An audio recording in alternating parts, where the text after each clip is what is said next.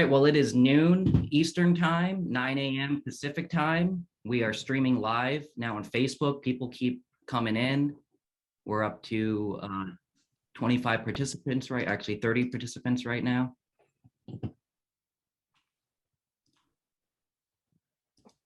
I've been trying to make sure our president, Scott Tips' audio is working.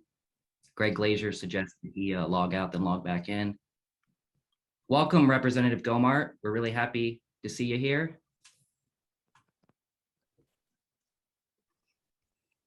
You have to unmute yourself, Yeah, Congressman. yeah. There you go. So I think we'll do a quick intro and welcome, Congressman, and then turn it over to you. Okay, thank you.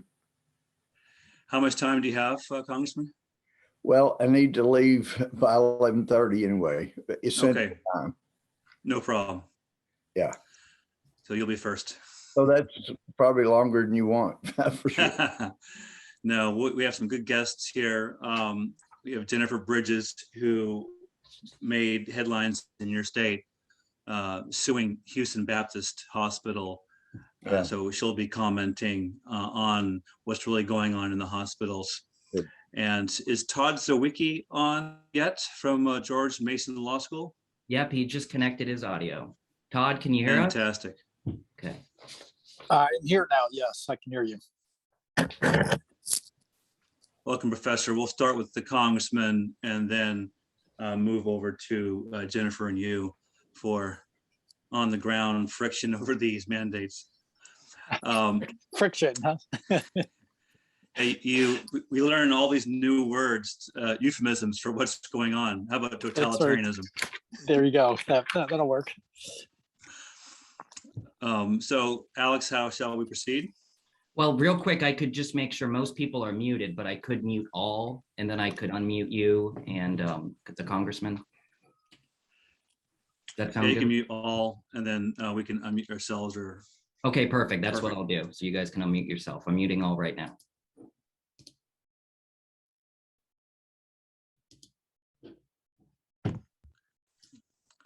And you want to start off, or shall I? Yeah, you got it, Charlie.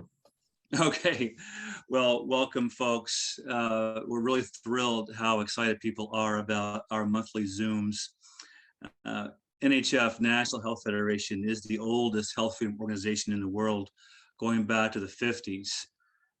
It was instrumental in legalizing chiropractors, acupuncturists.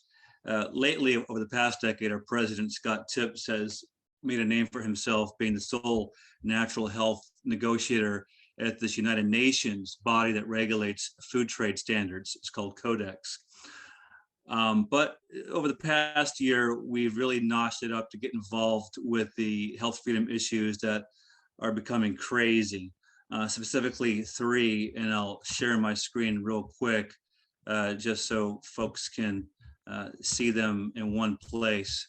And let me just hide my floating meeting controls so folks can see. Are you seeing my screen, Alex? Yes, I am. Looks good. Okay, so if you go to thenhf.com/campaigns, that's the takeaway from today. We have three big ones right there, the two top and the one middle. On the left, this is Congressman Gohmert's bill that he'll discuss to protect us from mandates so we can control our health decisions. On the right, upper right, is we're more known for protecting supplements. FDA does work for pharma and is coming out with guidance that's going to bankrupt most mom and pop manufacturers of supplements. And then the new biggie that folks are going to find it hard to ignore, there is a carpeting of our nation by telecom of wireless antennas outside our bedrooms and classrooms. And there's no informed consent there either. People do have electrosensitivity. There is some other signs on radiation emissions. So we are looking for a sponsor to enforce maximum emissions. And that could be something that the congressman or others might want to take a look at. There is some interplay with the wireless and the behavioral tracking that is part of the passports and the Great Reset. Pretty nefarious stuff, but those are the three big issues. If you click each, you can send our sample letter to your member of Congress and both of your senators and help us get health freedom. On the upper left, the vaccine mandates, I'm really pleased with Congressman Gohmert's office. His legislative counsel, Sue Ann Edmiston, has been fantastic to work with over the past month. She's gone back and forth with our lawyer, Greg Glaser, who's also counsel for Physicians for Informed Consent and America's Frontline Doctors, on not just protecting everyone from the mandate du jour around COVID, which is going to affect 100 million workers, but from all diseases, all vaccine mandates, just to guarantee your informed consent. And that's based on a pattern of recent studies blaming vaccination for what we consider the real epidemic, chronic disease, which has exploded from 10% to 50% of the nation. And that becomes an existential crisis for our military. If they can't recruit healthy soldiers, we have to look at the causes. And Congressman Gohmert, I think I met him back in the mid 2000s with one of my lobbying clients. I had a bunch of small nonprofits. He's been there a couple decades, which makes it interesting that he's going to be the guy that go out in front on health freedom, because by the time you've been there for a few terms, you know the power of the special interest and how much heat you get when you do take a brave and public stand on health freedom, or there's other issues too that bring up that pressure from special interest. He was an elected judge in East Texas, and he was appointed to be Chief Justice of the Court of Appeals before he ran for Congress. He serves on a couple committees, judiciary. I worked for a couple of judiciary members back in the 90s. He's on a couple subcommittees there, one dealing with the courts and intellectual property and the internet, which is interesting because that's censorship, right? We're all concerned about that. And he's also on the subcommittee for crime and terrorism. And we might think that there's some terrorism coming our way domestically from these special interests around health tyranny. He's also on the natural resources, I think the natural resources committee, and a couple of subcommittees there around public lands and oversight. And in the oversight subcommittee, I'm sure he has to play defense over the other party's push on global warming constantly. And the global warming issue touches on the wireless industry because they're exempt from any emissions controls, and they'll be responsible for half of the electric emissions over the next decade. Overarching all that, Congressman Gohmert is known as a pretty fierce defender of the Constitution and all of the rights it respects. First Amendment, assembly, religion, speech, he doesn't compromise on that. He's been invited to speak around the world on these issues, Oxford. And so, Congressman, you can unmute yourself if you like and tell us, why are you taking the lead on this bill? We're so thankful, and we want to know how to help get original co-sponsors. Well, thank you very much, and thank you for your kind comments. You can help just letting other members' offices know that this would be a good bill to sign on to.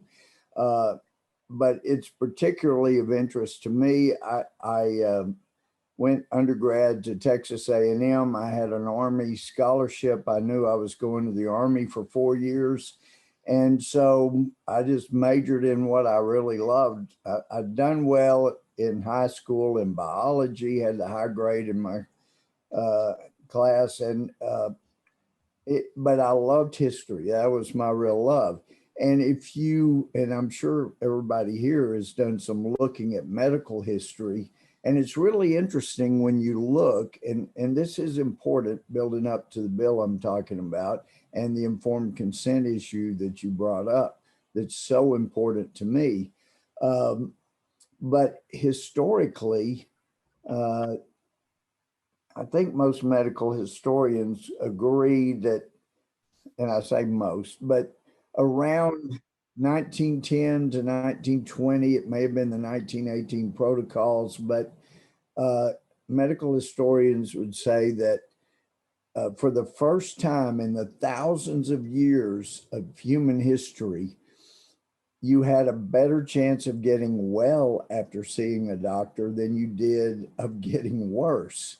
So when you think about the advances in the last 100 years, where for thousands of years you had a better chance of getting worse. You might get a good haircut going to the doctor, but you had a better chance of getting worse going to a physician. And so you look at the strides in the last 100 years, and it's made medical providers and pharmaceuticals a little bolder than they should be, that they feel like they should run our lives. And the people in the federal government, we saw it coming when the mandate was there for electronic records. You knew what was coming, and it is an effort at full government control of our lives. So that's been happening. But as an attorney, before I went on the bench, I'd handled malpractice cases. And this informed consent issue is so critical that you have to advise someone of all the risks inherent to whatever procedure is being proposed. And then unless you're non compos mentis, then you're allowed to decide, okay, considering my own biology, my own human body, my own problems physically, is this a good idea for me? And then that patient makes his or her own decision. And so that is what got left in the dust. It's amazing. Of course, freedom got left in the dust. I mean, we've never quarantined healthy people before in American history that I can find. So all of this was new. But this bill that you brought up, that you guys have been so helpful in proposals, especially the 2 pages of findings that we make before we get to the punch. But the bill, as it says, to prohibit the federal government or state or local government or other party receiving federal funding, you got to have a federal nexus there, from requiring any citizen to be vaccinated, including federal agencies, from requiring their employees to take any vaccination without the citizen being fully advised in writing of all potential known risks from the vaccine and consultation with a physician, followed by the voluntary informed consent of the citizen and for other purposes. So you may learn something. I did through some of the findings that we put in this bill. But then we get to the meat, and that is section 2, prohibition on mandatory vaccination, infectious disease testing. Federal government, state government, local government persons receiving federal funding are prohibited from requiring any citizen to be vaccinated or tested for an infectious disease without the process of law. Citizens have the fundamental right to decline vaccination and testing for an infectious disease without penalty. And then it goes on, it does make one section that is an exception. In section 4, it's mandatory. Well, section 3, the enforcement, having been a felony judge, I'm kind of big on enforcement. Any person who has been the victim of a violation of this act may bring a civil action for damages against any responsible party. Plaintiff may seek actual damages, compensatory damages, punitive damages, injunctive relief, any combination of those, or any other appropriate relief. A prevailing plaintiff may also be awarded attorney's fees and costs. And then there's this is a kicker, but any person engaged in a pattern or practice of conduct to deprive a citizen of rights under this act shall be guilty of a felony prosecuted under Title 18 of the U.S. Code. So that's some pretty serious stuff. But the exceptions, if you're lawfully incarcerated or institutionalized and you lack the right or ability to meaningfully provide informed consent or informed refusal, in other words, if you've been adjudicated by court, non-compos mentis, you don't know who you are and what you're doing, and I'm not talking about the president right now, that's is self-evident. But then it goes on, courts of law issuing individualized court orders specific to one individual, and it goes on, but federal, state, and local emergencies where the governing authority has formally applied to the President of the United States for an exception, President in his discretion formally authorizes the requested exception based on the following criteria. Well, the only criteria, the essential criteria is what I just brought out. You have to have had due process. You have to have been lawfully adjudicated incompetent to make your own decisions. Otherwise, the president could be wading into Section 3, and that is committing a felony for a pattern or practice of depriving citizens of their rights under this act. And as far as the name of the bill, and we kind of like the name of the bill, but it's the nice bill. And that stands for, well, I had it highlighted here. It but stands for National Informed Consent Exemption. There you go. There you go. Informed consent exception. Yeah. So that's it. And I come up with some great ideas, but that name was not mine. We just got some innovative people between Sue Ann and your office and your folks. That I love that name. So that's what we're looking at. The Democrats will not want to pass this because they really do want to control everybody. That's part of who they are. They're smarter, they know better. And even though a lot of people may be harmed and die, in the end, everybody's better off because they're in charge. That's basically the way some of them look at it. And it's very, very dangerous to our country. But that's it in a nutshell. And I'll be glad to take any questions or comments. Thanks, Congressman. Fantastic. And it shows your legal prowess just to dive into the provisions on what it does, explain the exception and why that's important to you from your background. Our attorney, Greg Glaser, is the human vaccine encyclopedia, as he's known in the industry, who has been working with Sue Ann in your office. Greg, do you want to comment on the Congressman's intro of this amazing bill? Yes, thank you so much. I would like to echo and support everything that the Congressman said.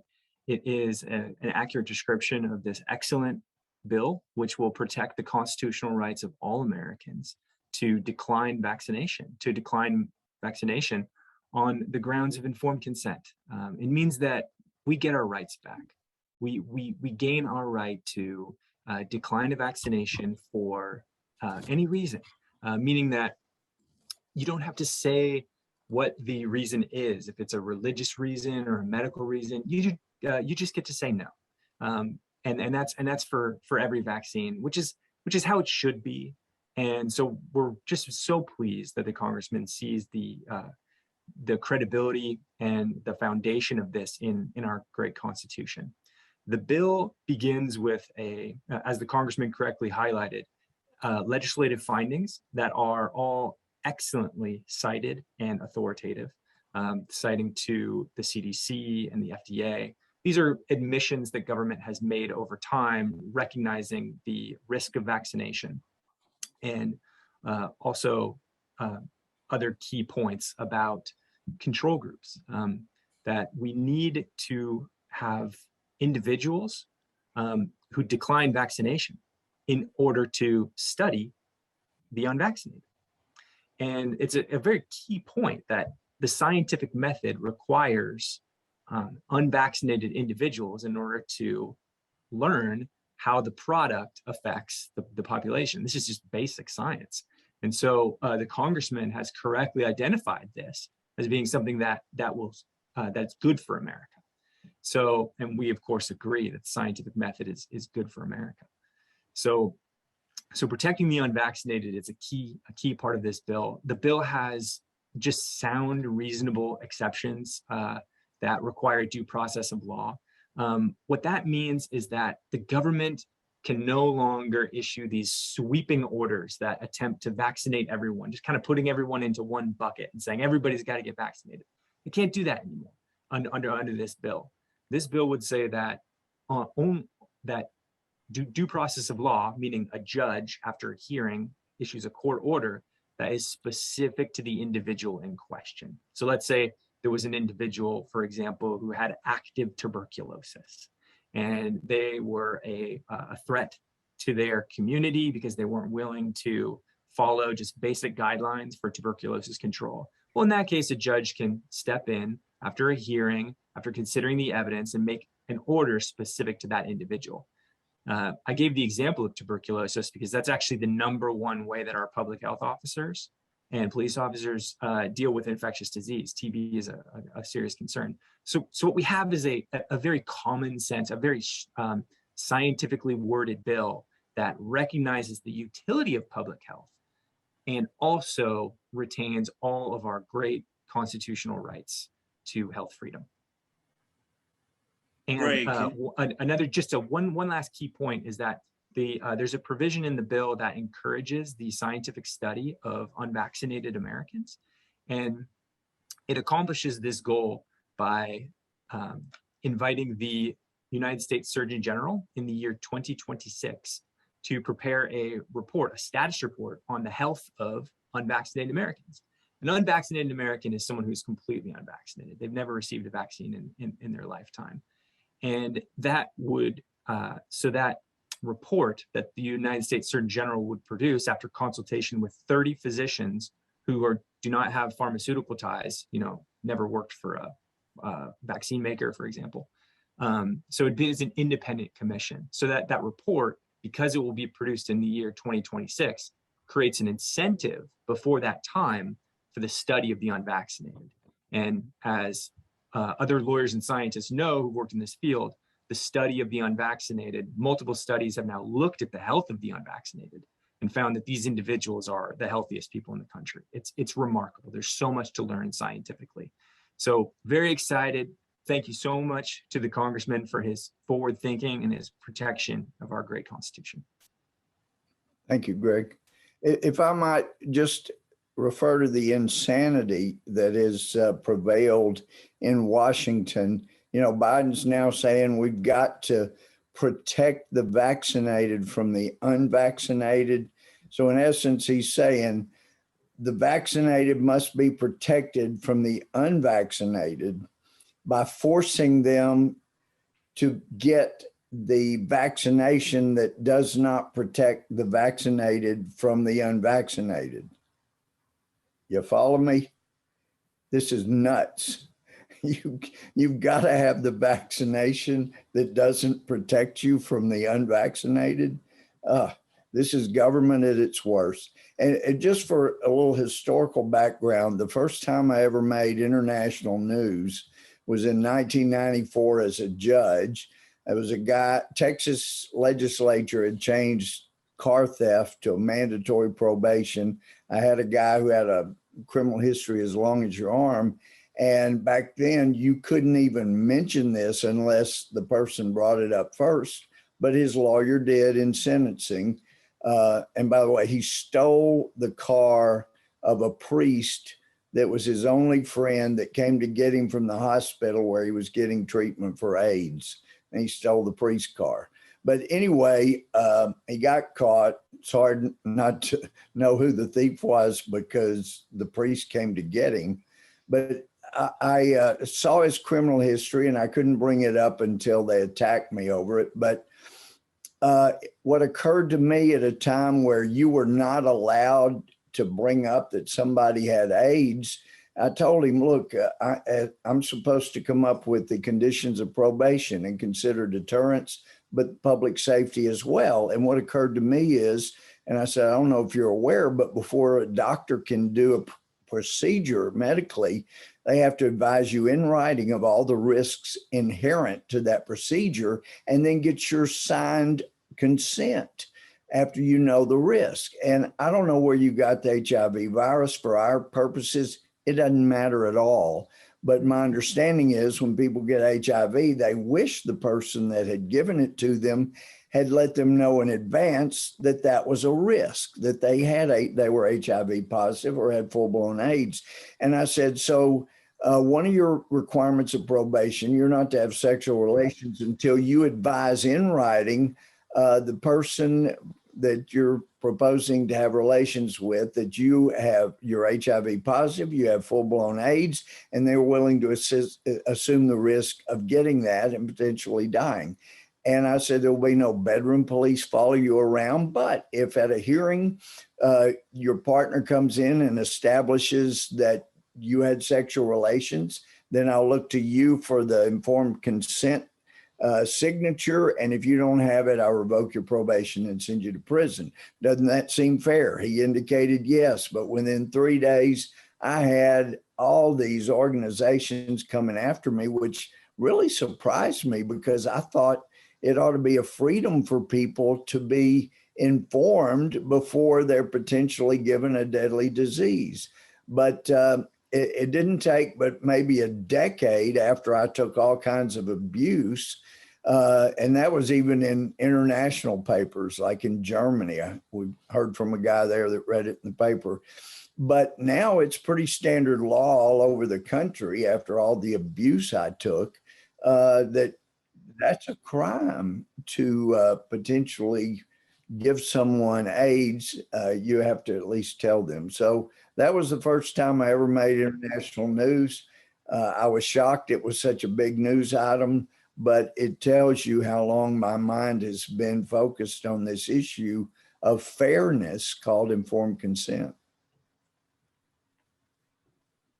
Indeed. Alex, you want to unmute Scott to comment? I think he can Or unmute maybe- himself. Thank you, Charlie and Alex. And I just wanted to really thank Congressman Gohmert because you have been so incredibly brave to bring forth this bill. And you'll be even braver in the future because there will be so many attacks upon you personally and philosophically. I can just see it in the future because the game plan really is to get everyone, as many people vaccinated as possible before enough people wake up and see, hey, it's killing off everyone. And so it's going to be a race, I think, between us and them as to how many people we can save in this country and in the world in general, with the efforts of the educational efforts, let alone the political efforts or legislative efforts of this bill.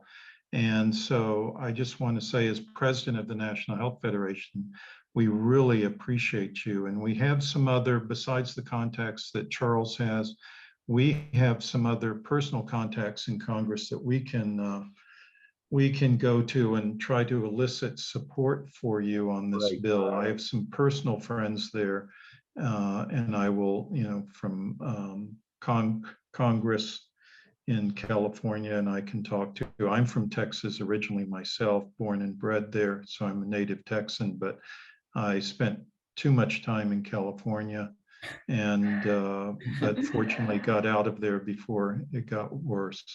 Well, anyway, we appreciate your mission work there, and thanks for taking that on. Thank you. Can I jump in? Congressman, you are amazing. Like I am personally involved with so many healthcare workers right now across the country, even internationally right now. I don't know if you know who I am. I'm that nurse fighting Houston Methodist right now, Jennifer Bridges. Yes. Yes, so I've been contacted by so many medical staff across not only Texas, but the country and other countries as well. Like, what can we do on the ground level to help you get this bill passed? Oh my gosh, you're such a valiant warrior. Thank you for your work and your efforts. But it's just a matter of letting members of the House know that they really ought to sign on as co-sponsors. It really should not be a political ask, other than if you want total Marxist control of every person's life, then yeah, okay, it may get political, but unless you're a Marxist totalitarian, wanting Orwellian tools, then it shouldn't be that much trouble to sign on to this bill. It really seems to me common sense. And so it's just passing that on to other members of the House. I need to get a sponsor in the Senate. I wouldn't think that would be that difficult, except that that's a tough club sometimes to break through. But we've got friends there as well. And hopefully, I was on a conference call with Rand Paul and Ron Johnson yesterday morning, talking about some of these issues with COVID. And, Ron, it seems to me that he has just been incredulous at the attacks he's gotten over simply raising legitimate questions. And we're not just talking pharmaceuticals, we're talking FDA, CDC, lots of hospitals and medical providers going, whoa. But there does seem to possibly be money that, or love of money, that's at the root of a lot of this. Just as Congress did not help the accuracy of the COVID death count by rewarding healthcare providers that say it was a COVID death. Somebody was jokingly telling me they saw that 2 people had died of COVID in a meth lab explosion. But, it's just, but really, I mean, we're paying a lot of money to healthcare providers to say, yeah, that person died of COVID. And when you have 5 figures coming in just by simply saying, yes, it was COVID, and I'm sure you guys saw, but the comparison between the count for flu count in 2019 compared to the flu count in 2020, it tells you very quickly exactly what's going on here. Most everybody that had the flu had COVID. Yes, we saw that all the nurses are saying flu is basically non-existent. Yeah. I pretty much tell people it just decided to stay home this year and just let COVID do its work and take the year off, I guess. But no, I agree. And we have so many physicians now on our side across this whole country trying to help us. We've done a huge protest in front of our Capitol already. And tell me one of our next steps, and tell me if you think this is a good idea.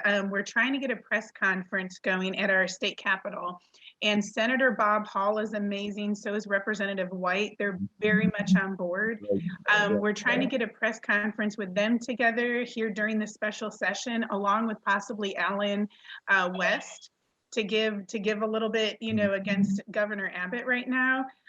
We've even thought of doing a protest in front of the governor's mansion to put some pressure on him, because he has basically refused to help all medical staff. And we're the first group that got fired, and he's allowing just thousands to get fired right now. Well, at a time we really need the staffs there. That's incredible. But if we're not in session and I haven't previously committed, then I would love to be there as well. I think that's a great move, a really great move. So thank you for doing that. Would it be okay if I got your information from NHF when we're done, so I could contact you about that? Yes, absolutely. Okay, great. Thank you. I appreciate it. Well, thank you again for your work. And folks, we do have an agenda here for this call, as we do every month. So if you end up waiting with your raised hand, I do apologize. We do hope to have a good Q&A session after the speakers. Before you leave, Congressman, and if you do have to leave, we understand. Yeah. But we do have Todd Zywicki, who is a professor of law at George Mason, who just avoided being fired because the college agreed to acknowledge prior immunity from natural infection, which is a huge issue. Todd, I hope you're still with us. You want to say a few words, how you escaped the mandates and how you think this issue should play out across the country, any implications? Yeah, so thank you. It's great to talk with you guys. So I'll try to be brief and say a few things, which is I so what was interesting is I asked for an exemption. Well, what I should say is I originally talked to them about recognizing natural immunity. They blew me off, so I asked for an exemption. I told my doctor, as persuasive as his argument was, I suspect that that it probably had more to do with the fact that the request for an exemption came in on the letterhead of my lawyers than on him.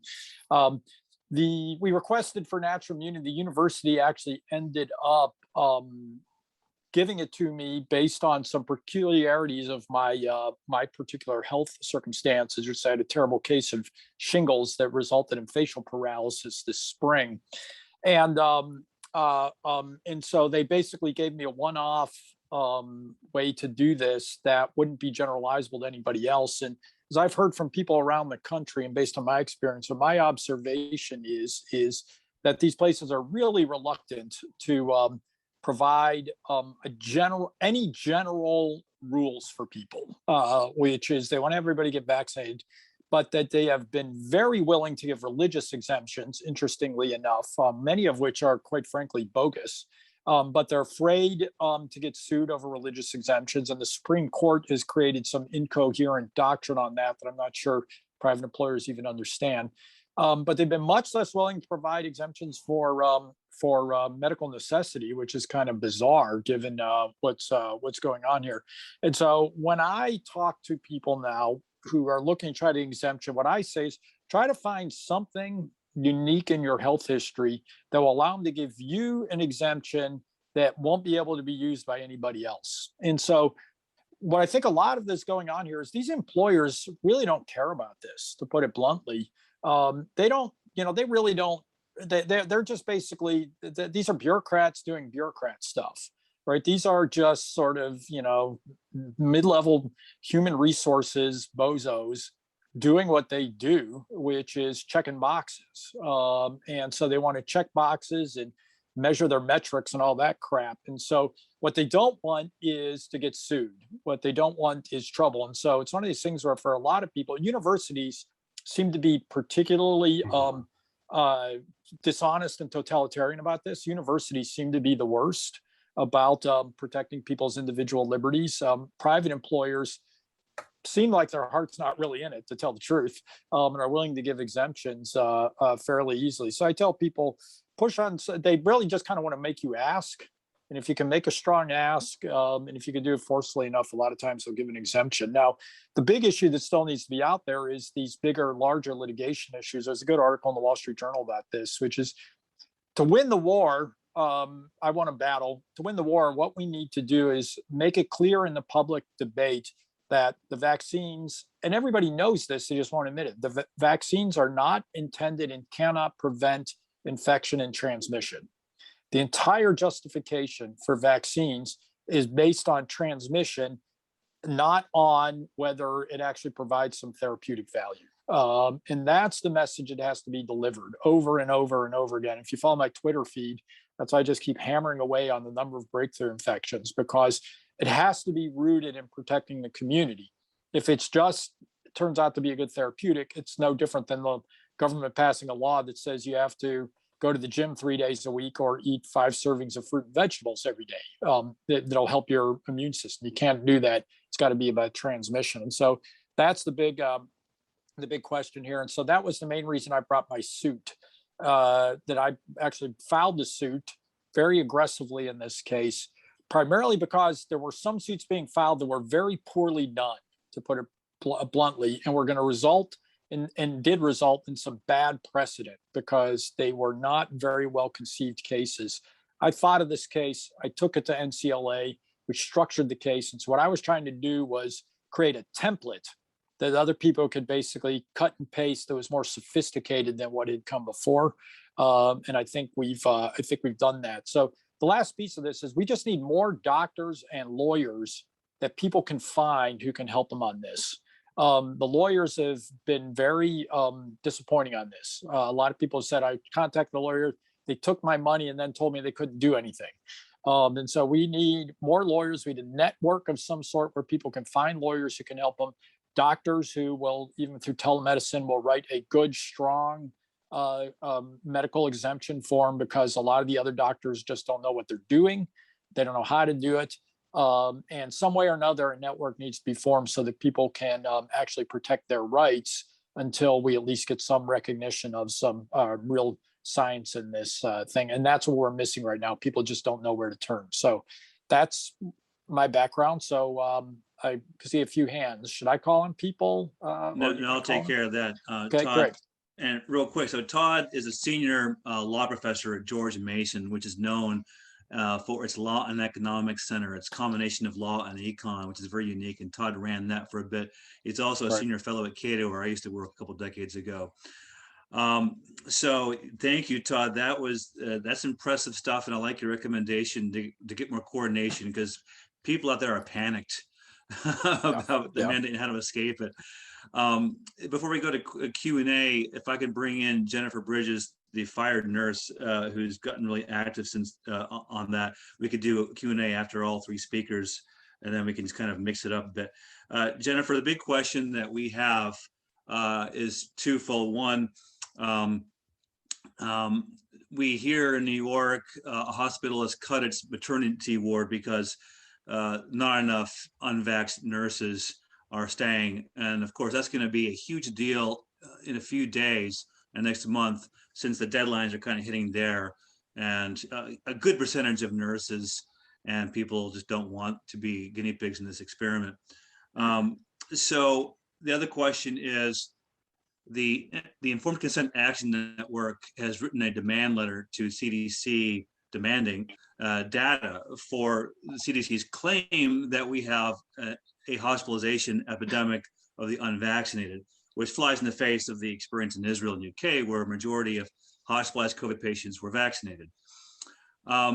Nurses are blowing the whistle and burying ICANN, the acronym for that group, with claims that the hospitals aren't enforcing VAERS reports and they're downplaying it.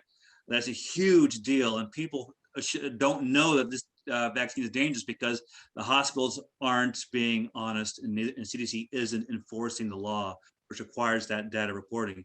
What are your nurses telling you about this, Jennifer? Oh, quite a bit. I'm actually talking to nurses throughout everywhere right now, but they're all agreeing the same thing. Everything they see in the hospitals, all the way from pediatrics to ICU, is that they're getting just as many vaccinated patients in the hospitals with COVID as unvaccinated. Like, it's not this big manipulous lie, like it's only the unvaccinated. That's not true. And then a lot of these hospitals are also forging their numbers. They're saying they're being overrun with COVID and this and that. But every nurse I talk to across the country, basically, and they all contact me, is that most of them have like a whole unit, couple units, big parts of their ER shut down. A lot of the places inside the hospital aren't even operating because they don't have enough staff. Not only it's because of the mandates, but they're getting burnt out.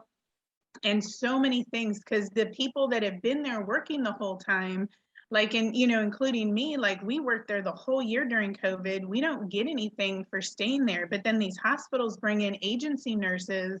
They're literally paying them triple what we were making to help out. And with some of these agencies, they're not even requiring vaccination. So I literally have the documentation to where one agency is bringing in unvaccinated nurses, paying them triple, and they're taking like my positions and other spots that they need help with. And that does not make any sense. So everything the hospitals are reporting and telling you, there's a lot of twisting and manipulating to that. And a lot of doctors are coming out, not only through Houston Methodist, some are on my lawsuit, but across the country. I mean, I have the documented proof that Methodists even threatened our doctors that they were not allowed to sign our medical exemptions to try to keep our jobs if we had medical conditions. It even goes so far as they have contacted me, different whistleblowers. Methodists even went against their physicians and warned them, threatened them. They could not talk about adverse reactions. They couldn't document it. They couldn't chart it. Basically, if they thought it was due to a shot, they couldn't, it was non-existent. I mean, the amount, and I have so much other data that I can't publicly talk about yet, but the amount of whistleblowing going on right now, it's so illegal what these hospitals are doing. And to me, it all just seems like it's all about power and money. And since Methodist was the first one, now the rest of the country's kind of looking at it and they're seeing some of the things that they did wrong. And now they're kind of tweaking different things to try to make it work better for them. And they've even gone so far now through most of these hospitals, and instead of saying that you're going to be terminated, they're saying you have to voluntarily resign. So they're bullying these poor medical staff, trying to say they have to resign, and that's illegal. You can't do that. You know, so there's a lot of nurses getting scared and quitting, and I know most of the mandates are happening right now through September and November. So by the end of November, there's going to be such a shortage that basically the country's not going to be able to deal with. Thank you, Jennifer. That is the big elephant in the room, hospitalization of the vaccinated. That is just going to be such a big issue. Dr. Ely, I see your hand up. If you want to unmute yourself. Okay, I think I'm unmuted now. So first of all, thank you everybody for what you're doing. I know we keep saying this, but we got to keep our morale high because we're going to win. It's just, you know, it's going to be earned, right? And but it's going to be lasting because it was earned. So I just wanted to say, my first question was in talking with Greg, and Greg, I sent you an email. How can I want to talk with you about bringing that piece in for the David Martin segment that we're doing at COVIDCon in October. But my question was, can we blend that into a proposal for amendment to the Bill of Rights? Because I think what we have to start looking at is seizing this opportunity to go a little bit bigger than just some legislation that can be repealed, but make something more permanent, you know. And I think we might have an opportunity right here. And Charles, I just wanted to give everybody an update as well as, for those of you who don't know, my team has been doing work on the grand jury side of things for over a year on this. And we got our first movement forward 2 weeks ago, which is a big deal. We got acknowledgement that the formal grand jury petition was received by the Department of Justice and is in process right now. So I'm going to put a little link in there so you all can get acclimated to that. But I just am, it's just such an honor and so inspiring to be able to see the people fighting in the way that we are and coming together. I think they thought they were going to separate us, but they just ended up bringing us all together, and it's just tremendous. So anything I can do always to help, I'm all in. But man, I mean, I wish every American could see this meeting, you know, and see what's going on. It would bring so much needed hope. So thank you, Todd. Thank you, Jennifer. And I don't know where the other gentleman went, where the other legislator went, but Charles, man, big time thank you, man. Just big time thank you for what you're doing. This is incredible. Thank you so much. Thank you, Dr. H. And right back at you. There's so many heroes that are coalescing and working together. This is a big deal. Greg, you were asked a question by Dr. H. Are you still around to address his idea? Yes. The context of a constitutional amendment, in particular to the Bill of Rights, is a political one first and foremost, because the number of votes that it takes to ratify a constitutional amendment is obviously very high. It requires broad approval across the states, and so it's you can almost think of it like a step or a stride. You know, you can get there in small steps, incremental steps, so that you know you've built the support, or you can get there in one giant leap. It's going to be one giant leap. It usually takes some catalyst event for people to really just all come to a great understanding. And if there was ever a time for that, it would be now during COVID. However, I do think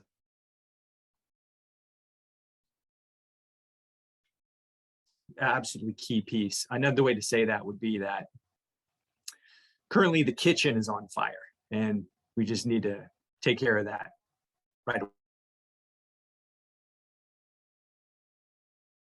Yeah, I totally agree with you on that, Greg, and I know where you're going with that. And I think what we're looking at is getting that process started, because we know that this isn't going away. Let's not kid ourselves. This ain't going away. But if we get the process started in 22, I think we're going to have a major turnover in Congress.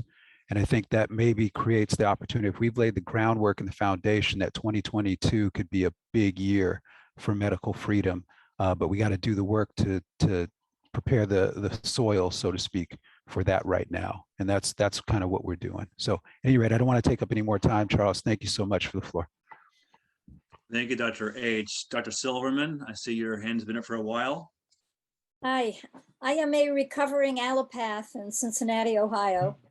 And I really appreciate these meetings. It's reassuring. I'm hoping there's enough of us who can change the tide in this. I have a question, an idea, and a comment. I love the bill, but my question is, do extreme provisions like mentioning a felony make it less likely to get enough votes to pass it, or does it give more leverage for debate? The suggestion is, rather than just the negative stuff, can we do something like promoting vitamin D3? If we're pushing anything in this country, it should be vitamin D3. If every American had D3, we'd have less need for these worthless shots. And the comment, I think it was Jane Newman made a comment about VAERS. I got an email recently that the VAERS numbers are being manipulated, and whoever sent this email showed actual screenshots where they're removing big segments from VAERS where they were showing adverse reactions. They're taking out the bad stuff so it doesn't look so bad. Thanks, Dr. Silverman. I'll make a comment real quick that on your vitamin D3 recommendation, we do have another campaign to stop the FDA from smothering supplements, which started from their attack on NAC, which is a great natural treatment for COVID. And I think everyone with a brain knows that FDA is going after any treatment, allopathic or natural, that would jeopardize the EUA for the vaccines and the $500 billion profit opportunity from the worldwide mandate. So at the NHF.com campaigns page, please folks send our letter to protect supplements, which is part of the COVID debate, with early treatment and natural treatments. There's a number of ways to go politically, just like there's many paths to God, there's a number of ways to get to health freedom. We're convinced that with Greg Glaser's input and Congressman Gohmert's experience, that if we go for the national informed consent exemption now under the current method of vaccine law, that this is the best shot we have now. Greg, do you want to respond to the specific comment on the felony language? Could you restate the question? I missed it. I was concerned that extreme provisions like offering a felony conviction might make it less likely to pass the bill. That is a fine point. However, the bill language is drafted so that it requires a pattern and practice of the individual's plan to subvert informed consent, meaning that somebody has engaged in a campaign and an overt series of acts to undermine and forcefully vaccinate individuals. And so it's that kind of rare circumstance that an attorney general could pick up, and it would require an attorney general to agree that this is a pattern in practice. So it's really just for extreme circumstances, and it will be a good check and balance on government. Thank you. Thank you, Dr. Newman, or is it just Jay? I forget. You unmute yourself there. I've been told repeatedly lately it's King Jay. Thanks, Jay. Go ahead. I have a bit of a broader take on all this that I just want to float past the group here. I'm a little concerned that we're still chewing around the edges, like ants trying to stop a monster.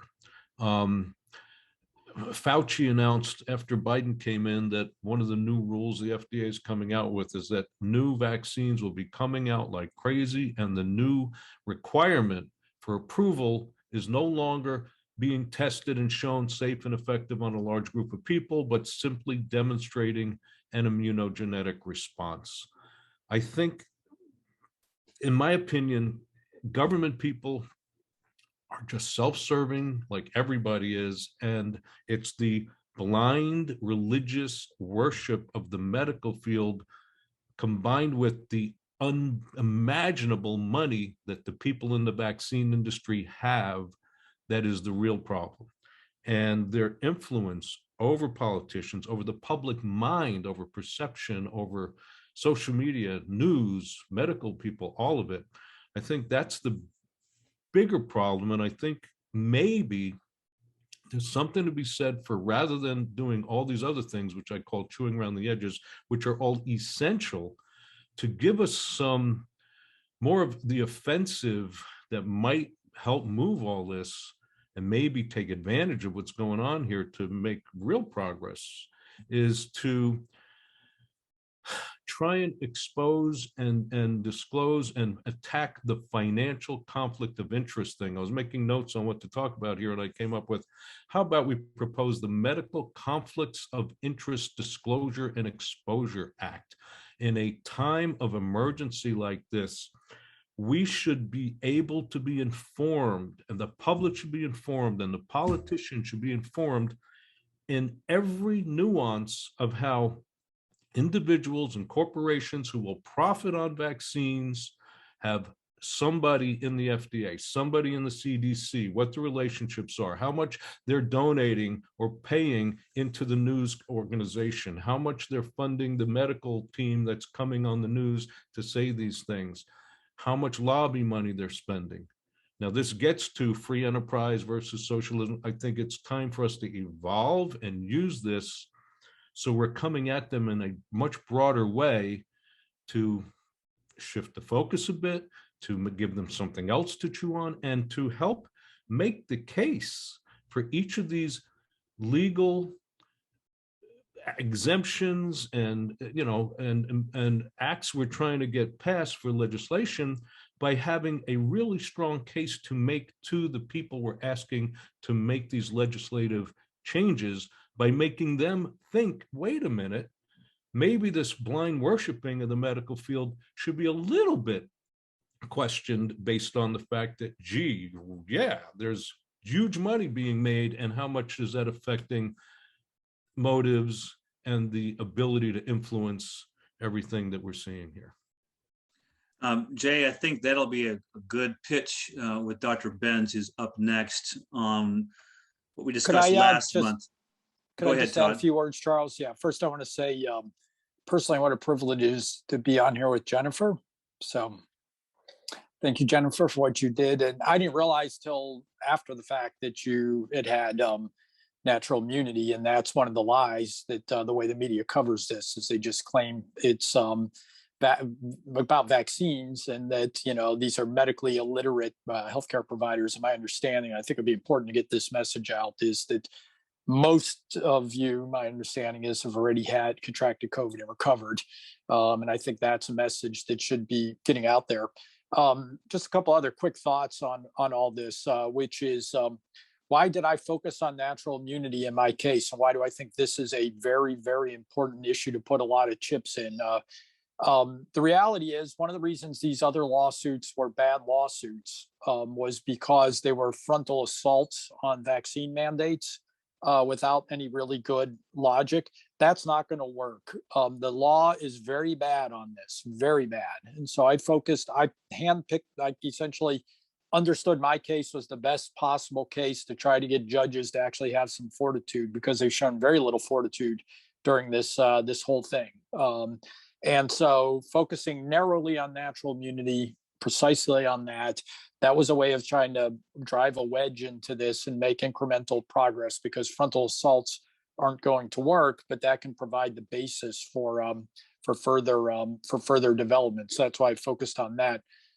With respect to the politics of this are clear. which is that suburban voters run this country now.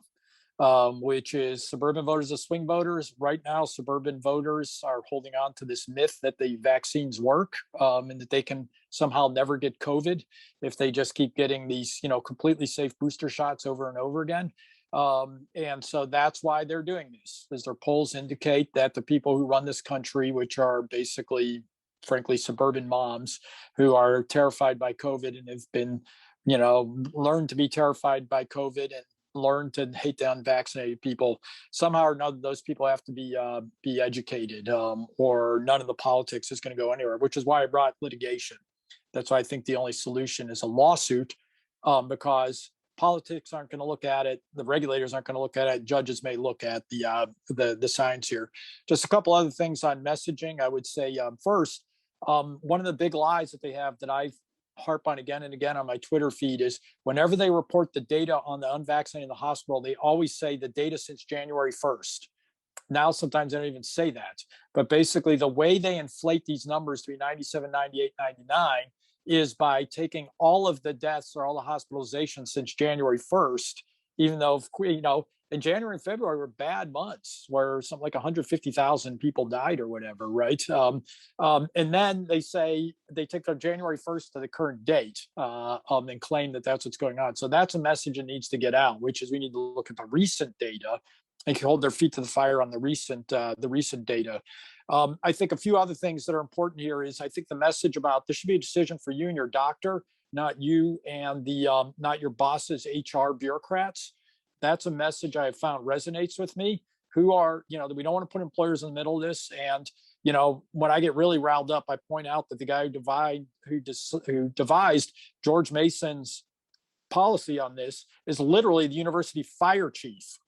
Our fire chief is the one who set this up because they put it under the Office of Safety and Security or something like that, right? So one of the things that these bureaucrats are doing is they are depersonalizing this.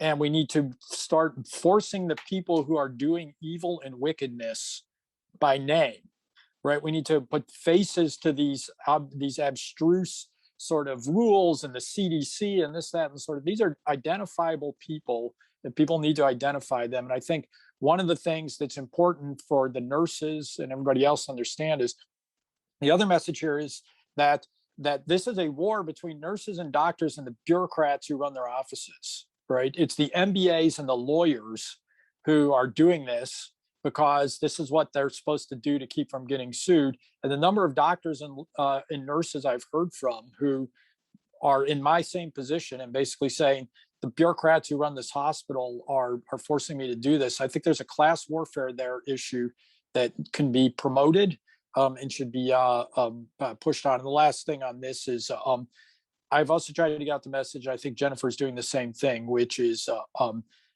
that you have leverage, especially nurses, right? That this is a very tight employment market. And you may get fired, but you're not going to get fired for long. And of course, it takes a lot of courage to get fired. But in this job market, there just aren't enough workers. There certainly aren't enough healthcare workers. And so people think that if they get fired, it's the end of their career. And that may be, and I'm not going to tell anybody not to do anything. I'm a tenured professor. So obviously I've been living in a glass house, but I hope people understand that in this employment market, losing your job over this doesn't mean you're going to be unemployed for that means you're not going to be unemployed for long. Is basically the point. And you'll find somebody else and they'll find some way to put stress on this, but people have to be willing to hang in there. And I've been impressed by the number of nurses who have been willing to hang in there and stand up. They're the ones, Jennifer, you guys are the ones who could stop this. Nurses literally are the ones who could stop this in its tracks. If you can all hang together. There's that great quote by Ben Franklin about the American Revolution. We must all hang together or we most certainly all hang separately. And that's where this country is right now. If we hang together, there's strength. If we start collapsing one by one, the whole thing will unravel. So that's all I wanted to say. That's a perfect comment and a segue, you and Jay, for our final speaker, who's going to help us organize our disparate complaints into some sort of plan, because there's a lot of panic. You're right, the suburban moms that run this country have been successfully cowed to just give all their power up to Fauci and Gates to save them from the germies. So Dr. Benz, do you want to kind of just lay out the situation? How do we organize all of our disparate health worries into a coherent plan? Well, I'd like to make a quick comment on today's talk about the vaccinations. If somebody wants to make the argument about whether their immune system is strong enough, there's a test on our site that would allow you to do that. There's 10 measures, and if you're going to go to court, these are the metrics that the judge is going to look at and say, oh, you actually have measured your immune system and you do have prior immunity. So it's drcharlesbenz.com, and it's under our store in the vaccine, under the flu and vaccine area, wellness immunity. So, and let me say real quick, Dr. Benz. Dr. Benz has written about 9 books, I don't know how many, including a pocket guide for health that a lot of folks know about.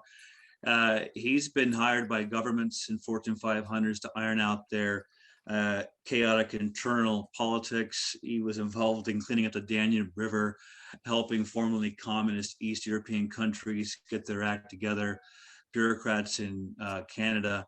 So he really likes what we're doing. He sees the reaching out with different issues, and he really wants to propose an organizing method to give assurance to folks who are a bit panicked. Is that fair, Dr. Benz? Is that where we are? That's fair. They said that there were very few people in the world of processes in the world that could handle the problems that they were asking me to handle, and I thought this seems like a pretty unmanageable problem. We've been working on it for about 30 or 40 years with a little progress, but not enough. If we don't make more progress, we're going to bankrupt the country. So we've got a short window to try to get something done. So do you want me to share my screen, or do you want to pull it up, Scott? Or Charles? Go ahead, Dr. Benz. Do you see the share screen button? I share this. I got that one, and now I'm going to hit the button.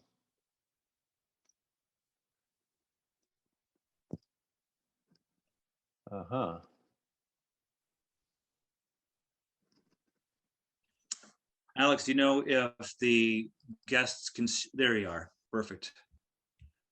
And we see your whole computer. All right. So this is the one that I want to get up.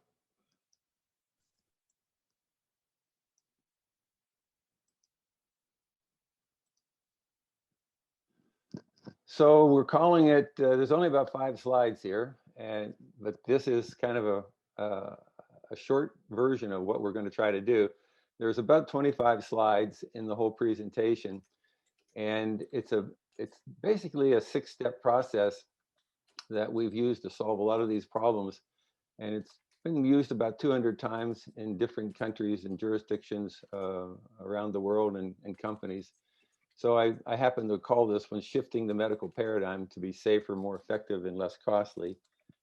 And this is one of the leading pieces of education or knowledge that we're using to guide us. In 2006, Dr. David Eddy did a study of every conventional medicine treatment, and he could only find good science to support about 20 to 25% of what they do. That means 75 to 80% was guesswork. And so this study, which is now owned by Bloomberg because Business Week got bought out by them, this study is still available. I can send copies of it, but basically I wanted to let you know that this was the thing that got me started on trying to do something serious about this. In 2009, there were several people whose names you'll recognize that presented to the Senate Health Committee, Oz and Weil and Ornish and Hyman. They had the 4 hours of testimonies. And at the end of it, Mark Hyman summarized it by saying, you will never solve the current healthcare crisis if you just continue to try to do the wrong things better. And that's pretty much been the example of allopathic medicine for the last 50 years. They've just been trying to do the wrong things better. In fact, in one of the sessions, Dean Ornish said that these angioplasties didn't work, that they only worked for 3% of people. And the senator said, well, doctor, how do you know that? He said, well, you funded a study for us about 3 years ago. And that's how we came up with this conclusion. And he said, oh, thank you very much. That was, that was all that they could say. So anyway, it was 4 hours of testimony. This was the summary that Mark Hyman came up with. And so this is the problem solving process that we've been using all over the world for the last 30 years. We name the problem in 30 and 50 words or less. We name the goal in 50 words or less. Then we go into what we call root cause analysis. And what you may or may not know, that most problems don't get solved at the root cause level. And you've been experiencing that in these sessions you've been having. And so what people do is the people who are in control throw ideas out. And everybody sort of says, oh yeah, that's a great idea, because they want to kiss everybody's behind and make sure that they don't ruffle the feathers of anybody important. So what we say to the groups that are involved in this is, you leave all of your titles at the door. Everybody's ideas count. And so from the bottom of the organization to the top of the organization, everybody gets a say in what the root cause of these problems are. And we have different methods that we use that disguise that. Sometimes it's in little notes that people fold and put into a hat, and then we open them up and, oh boy, look at that, that's a problem. We don't know who it came from. So sometimes we have to disguise who it is. I don't think we'll have to do that in this case. Once we get the root causes done, then we're going to go to brainstorming. And then again, the rules are there's no stone unturned. Anything can be done. The constitutional amendment is an idea that can come out of this, something like that. So from the very small to the very big, and it really doesn't matter whether it's from outer space or from this planet, all ideas are considered.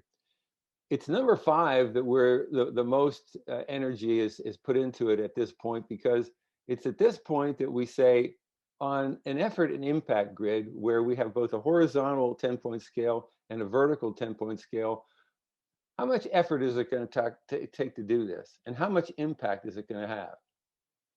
From that exercise, and we really don't spend more than like 30 seconds on each one of these things, we get this numerical evaluation fairly quickly. We then try to gather all of those low effort and high impact solutions, and we sequence them, because certain things need to be done first in order for other things to be done. So once we get the sequence done, then we can start to make a plan. And this is where we ask, who will do this, by when, how will it be funded, and how can we measure the results? We usually get a basic plan at that point, and then we break off into committees where people have said, I want to be on that one, and I want to be on that one. Maybe 5 or 6 different smaller groups will go and take the main topics that come out of the discussion, and they'll dig a little bit deeper to get the details that will go into the plan. So we can do this whole exercise in a live session in about 90 minutes. What we're going to propose is that we do the problem solving, the problem's definition and goal statement at the beginning, at the front end. I have a few suggestions for you to look at. Then we do it virtually, the root cause and the brainstorming, so that we start to feed ideas back to the process. And then we bring everybody together for step number 5, where we then have everybody have their 2 cents worth of where this lays on the effort impact grid. And then we do another live session where we put the plan together.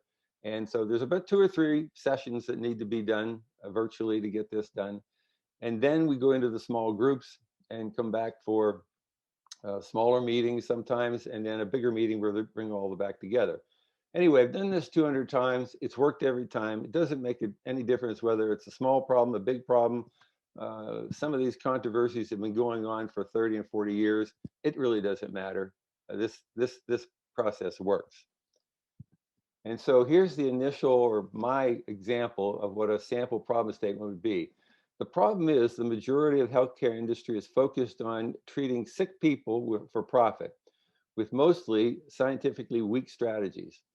This system is unsustainable and will soon lead to a less healthy population, which will bankrupt individuals, organizations, and eventually the country. And then this is my sample goal statement. The goal is to accelerate movement towards the use of evidence-based medicine, which we typically call integrative medicine, to provide safer, more effective, and less costly healthcare. Additionally, individuals and organizations need to take more responsibility for efforts to prevent and reverse chronic disease with proven tools and strategies, supported by informed and motivated government and healthcare decision makers. And then finally, this is an article that I wrote on this about 5 years ago called The Beginning of the End of the War on Medicine. And this was prompted by the decision by the Cleveland Clinic to move towards functional medicine in a very serious way. And you can go online at Green Med Info or Life Extension and get a copy of that article. So that's it. Any questions or any comments? Oh, Dr. Benz, thank you for proposing this project that everyone was excited to do in the last month's Zoom. I think tangibly, we need an email address to accept everyone's health worries so that we can prioritize them based on your grid. So I can put my email address and collect them in a Google Doc, or you can. Is that the first step, so that whenever we schedule the next meeting, could be the next October Zoom, for example, we'll have the process where we prioritize and apply the grid to each of our top worries in health freedom. How does that sound, Dr. Benz? Well, I think that if we had a big group like we did a couple of weeks ago, and there were all the doctors and healthcare CEOs available, we would hope to get 30 or 40 people online. I'd like them to be able to see the 25 slide presentation, because there's going to be a big divergence of knowledge from people. Some of them are going to have a lot of knowledge. Some of them are going to have some knowledge, but they really won't know what is possible until they look at all 25 slides. So we can maybe assume that most of us here today, we really know what our problems are. But until we see what those slides are, I think that we've tried to level the playing field to have everybody be pretty much on the same page in terms of what is possible. And so I think if we could do that, and I hear there's some ideas and rumblings out there that we could do that on, say, October the 1st, to get that presentation done. Then at that point, we would move to step 3, which would be the root cause analysis. And that's when we would be asking people to send you any ideas they have for what constitutes a root cause for the problem and the goal as stated. Dr. Benz, it seems to me that we had previously discussed October 3rd. Am I right? Yeah. Oh, we're on it. That's a Sunday, though. Scott, what do you think about that? October 1st is the Friday. Is a Friday, isn't it? What is it? Friday is the 1st. The 3rd would be the Sunday. Right. Yeah. So one of those days, it would be fine with NHF to have a special meeting, and you could do the presentation, Dr. Benz, on that. So we don't want to take away from these monthly Zoom meetings, but we could have a special meeting before then, in between these two meetings, this month's and the next month's, and go from there with your 24 slides and see how it works out. Does that sound good? That sounds great. And if we could try to get some of those people back who were in that meeting a couple of weeks ago, right? Some of those doctors. But to answer, sorry, but we to just need to get a broad answer, base. We need a broad base from people across the country in representing different parts of the healthcare community. I think that's the key. The more broad-based it is, the better it's going to be. Okay, that's a good point. But to answer Charlie's question, I'll say Charlie just to differentiate him from you. He asked whether the email should go to you or to him. I think they should go to Charlie, and he could coordinate that. That's fine with me. With email I have no addresses. problems with that at all. Well, Scott, your invitations really have a way of working, and based on the importance of what we're dealing with here, taking NHF into a whole potential for managing affairs in a way that really we have a very serious impact based on today's motivation and insights we've received. The idea here of you sending an invitation, I think you guys have I'm new in my position as the Executive Director of Fundraising and Marketing, so I don't know about our database, but I think we should make an invitation that's pretty articulate and have Dr. Benz draft the invitation and have, maybe Scott, you could get it out to that audience we had last month. I know why I've had a number of talks with Dr. Benz on the subject of the blessing you're sharing with us, getting this October meeting done, but getting it to the cross section of people we need to get proper supplement and the research we need is very important to this laboratory. What about inviting leaders from America's Frontline Doctors and FLCCC and getting all these groups? Because I've been thinking we all need to get together from all these diverse groups. Does That's Jennifer a good have that idea, list? Debbie. Does someone have that list? I think we have access to it. It's a good Right. question. I'm pretty sure we do.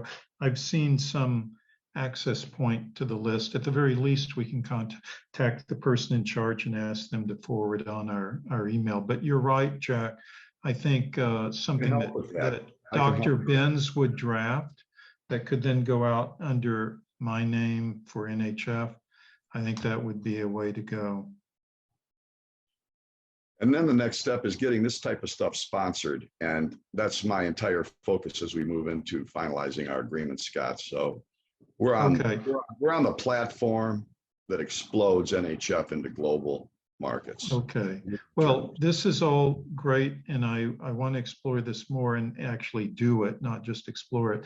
But I think we're a little bit hijacking Charles Frohman's meeting here by sidetracking it into this. But it is something that we need to do, and probably should turn this meeting today back over to Mr. Frohman here. Thanks, Scott, and Dr. Benz, thanks for that presentation. Anyone else want to ask questions about the project Dr. Benz is proposing? Dr. Benz, do you have a case study that we could review where you went in and, implemented this? I had 20 of them. Well, I mean, I don't have that much time, but I have time to review whatever you think is the best case example. I have 20 case studies that are a paragraph or two each. Okay. So they kind of summarize how the tool has been used over the last 20 or 30 years in local, state, and federal organizations in Europe and Latin America and a lot of different places. So I think that'll give you the idea that the tool works. Yeah. Mm-hmm. Great, thank you. This works quite spectacularly. I've done some research this last month about his impacts in Eastern Europe because of our Romanian involvement in '89. So at the end of the day, great, Alex, it's going to blow your mind when you see how effective he has been in third world markets. I wish you could tell them the Cuba story, Ben, Dr. Benz. No, there's no time. I think Scott's right. We're stealing the time from Frohman, but I'd be glad at that time when everybody has this information and we've gone through it, then they can say, well, what did you do in Cuba? That sounds like an interesting. I'll be glad to share any stories in that context. Thank you. Do we have any other questions for any of the other speakers, Jennifer, Todd, or Greg, about our new bill to ban vaccine mandates and shift the focus onto the real epidemic, which is chronic disease caused by the vaccination schedule? I would invite every one of them to attend Dr. Benz's meeting. This is going to give everyone the tools they need to succeed in ways unimaginable, disciplined, and it happens in a real joyful, energetic way. So the passion continues to live on after the meeting. We become proactive. That's what's got to happen here.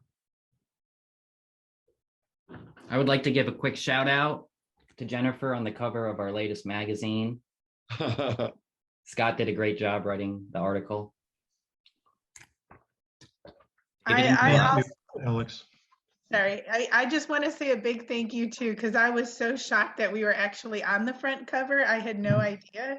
And then the fact that y'all are willing to accept donations for us is just amazing. Like you sent me 55 copies. I've almost given them all away so far. And people Good. are just amazed. They are so excited. Thank you. That's great, Jennifer. And we'll do more. And I'll This is- say, if I know you guys do conferences and that sort of thing, if anybody ever needs a legal speaker or somebody wants to talk about, I'm happy to do this and talk about sort of what I've learned from my experience as well. So you can pass my name on. I won't be able to do everything, obviously, but I think sort of explaining why the lawsuits look the way they do and that sort of thing, and how to help people who need help, I think might be something useful for people. I just wanted to offer that. Thank you. Question, since communication is going to be essential for unifying all these diverse groups, what platform or what means can we use that's not going to be censored or taken down? It's a great Well, question. that's a really good question, and we're already transiting the NHF website to make it independent of the big tech's ability to take us down.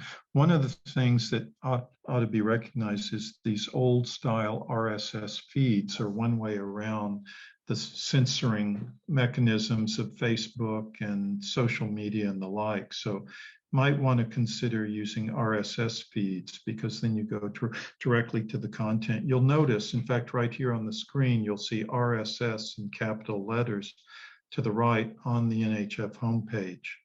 And we have a very good webmaster, a new webmaster. The last one was great, but we have a good one now as well.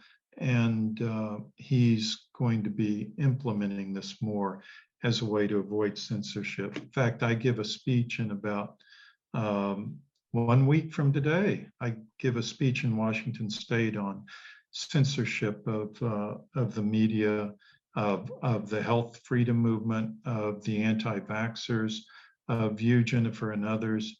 And I'll be talking about the different ways in which they do that. And hopefully I can put that up on the screen on our website at some point.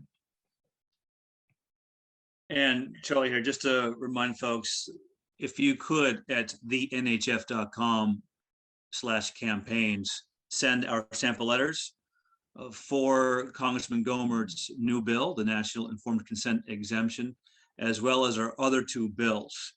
And one of which is to stop the FDA from attacking our supplements.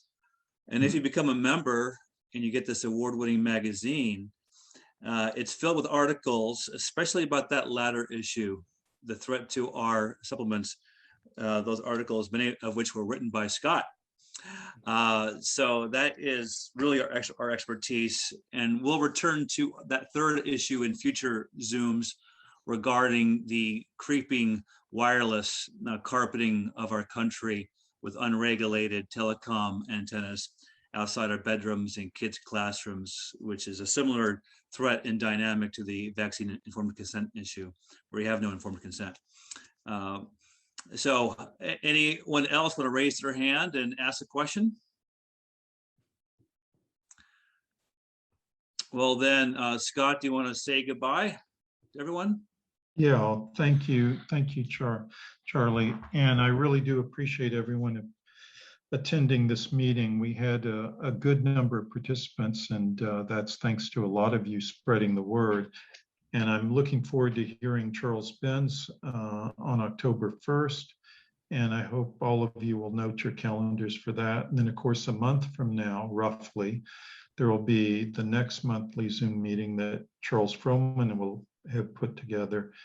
And I ask that you please spread the word for that. We really, as many attendees as we have now, we really need to have many, many more.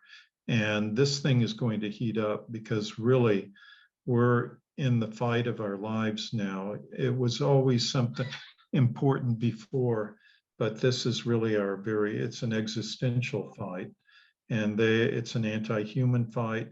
One of the things you might do for another look at the situation is go to the High Wire, Dale Bigtree's interview of Catherine Austin Fitts, who gives an economic analysis of this whole COVID-19 scandemic. And it's very, very interesting. And Catherine Austin Fitts is one of our supporters at NHF. I've known her personally for a long time, and she's the real deal. And I'm sorry I don't have the site at hand to put in the chat line for you, the website link. But if you just go to Dale Bigtree's the High Wire, I think it's thehighwire.com, you can find Catherine Austin Fitz's very recent interview with him. And it's an hour long, but it's an hour well spent. So thank you all. Thank you, Charlie, for giving me this last word here, or nearly last word. And I hope to see all of you again. And thank you, Jennifer, for all your bravery in standing up to these, these monsters. Thank you. And thanks to Professor Zywicki at George Mason. It's really good for us to have well-known high-level professors speak the truth. And, there's so many more people from the mainstream who are waking up and helping us, regain the promise of our American founders and, give us a better world. So thanks, everyone.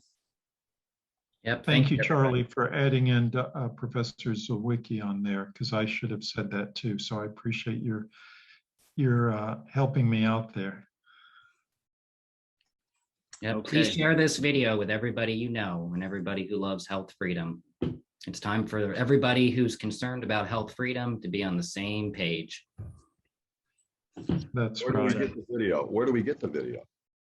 How do we get Well, yeah, right now you can go to Facebook. This has been live streamed on our Facebook page. So that's the quickest way, because I have to then, download this, load it in editing software, edit it, and then, upload to YouTube, where we do have a YouTube channel, as well. And if need be, if something happens to our YouTube, we'll start uploading to Rumble and other alternative platforms like that to circumvent the censorship. So yes, thank you again, everybody. And I want to give a big thanks to Greg Glaser. Thank you so much, everything you're doing.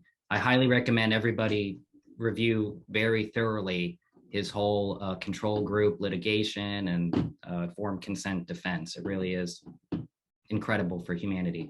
So thank you. And thanks, everybody. I think we did a good job starting right at noon and ending right about 1:30 Eastern time.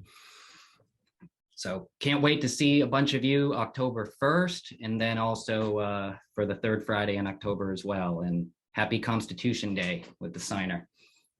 What an epic day. All right. Bye, everybody. Thank Thanks, you. Alex.